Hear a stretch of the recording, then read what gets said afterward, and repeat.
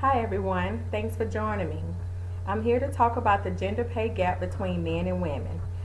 I hope to make you more aware of the differences and to give you some suggestions on how to help to lessen the gender wage gap. Trying to re enter the workforce on a different level is very demanding of your time and dedication. You need qualifications, skills, certifications, and degrees. Sometimes even knowing the right people is a very helpful tool and resource. Companies are looking for good people to invest in and are sometimes picky when choosing the right candidates. Can you imagine making the decision to go back to school or even just the fact of furthering your education, getting a degree or trade under your belt, investing in yourself to make a better life for you and your family's future? Now the company that decides to hire you pays you much less than the male candidate who has the same skills and qualifications, and in some cases, maybe even less than you. This is a very serious issue women in the workforce have to face and has been facing for many, many years. Even after the Equal Pay Act more than 54 years ago, women still make 80 cents for every dollar earned from a man. The gap has narrowed since the 70s due to women increasing their education and joining the workforce more. But this problem will not go away on its own. At the rate of change, women are not expected to reach pay equality until 2059 or maybe even 2019. I don't even know what age I'll be at that time. The gender wage gap varies widely depending on the state. Alabama's gap is 16 to 20%, which is almost to the middle, and Louisiana and Wyoming has the gap of 31 to 35%, which is the biggest. California, New York, North Carolina, and New Mexico have only the gap of 10 to 15%, which is the least. Guys, this does affect you too because all of you have mothers, sisters, wives, girlfriends, or some female companion in your life.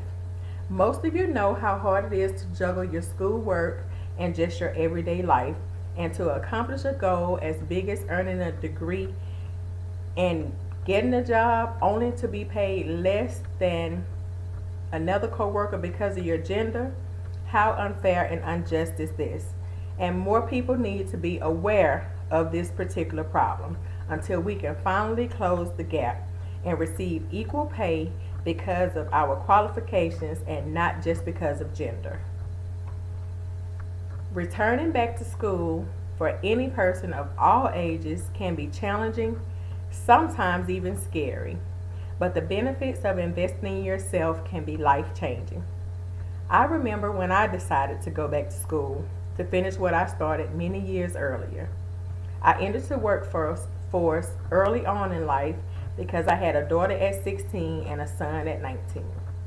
I got my first job at the age of 15, maybe close to 16, and I was forced to learn many other responsibilities of being a teenage parent over the years.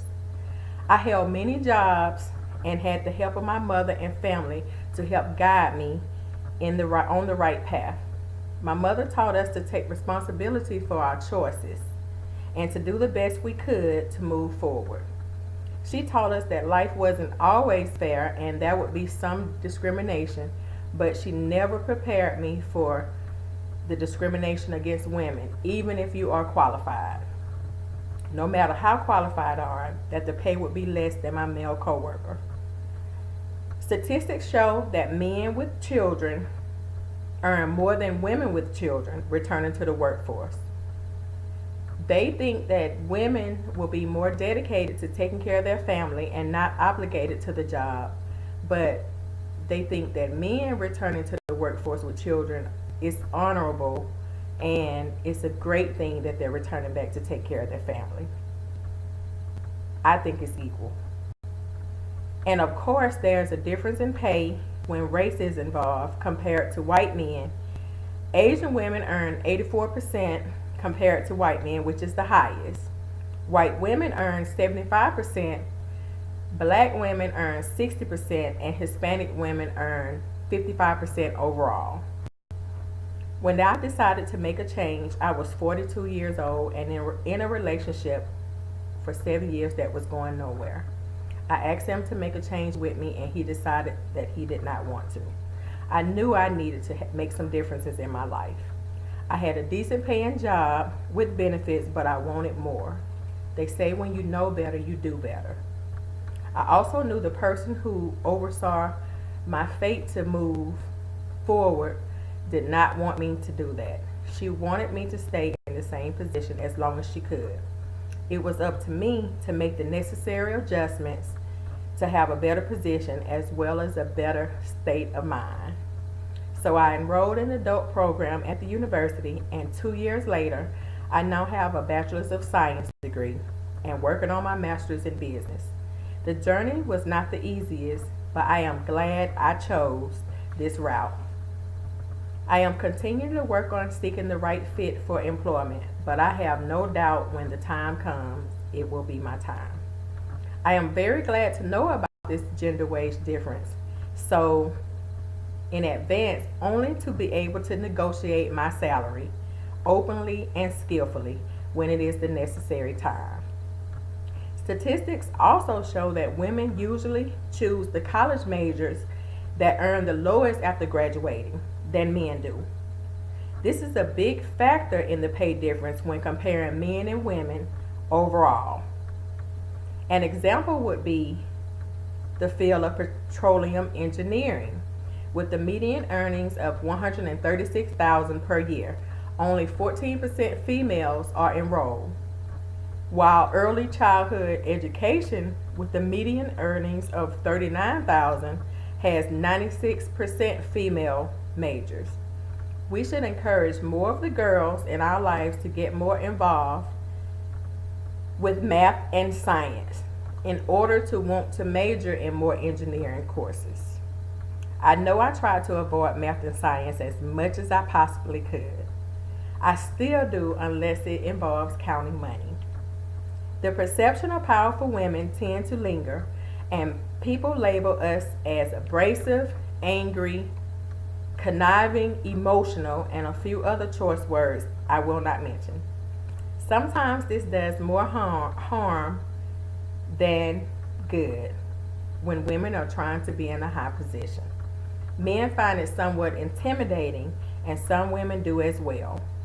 Women tend to be more critical of other women as well and will not patronize women, but will choose to patronize a man.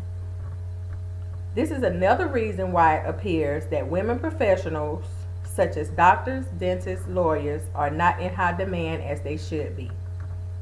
We really should work on this and learn to accept and patronize women more. You may think it does not affect you, but it actually does affect us as a whole. I want you all to take from this to learn to support women in any position, all positions, when they are trying to better themselves. Let's help our young girls to take more interest in math and sciences and encourage them to challenge themselves to do whatever they want to do in life. We should empower each other to have the strength to apply for certain positions without any self-doubt. Most time there's self-doubt and we think that we're not ready, but men apply all the time. We also should learn the do's and don'ts of accepting new jobs without trying to negotiate our salaries. Salaries include benefits too. So if the pay is set in stone, maybe vacation time is negotiable, or the days you work from home, or some other little perks depending upon the company you are joining. Simply becoming aware and empowerment are small steps to lessening the gender pay gap sooner than being unaware, as many of us have been for so long. I have included some slides to show the statistics, and I hope you all walk away knowing more than you did before.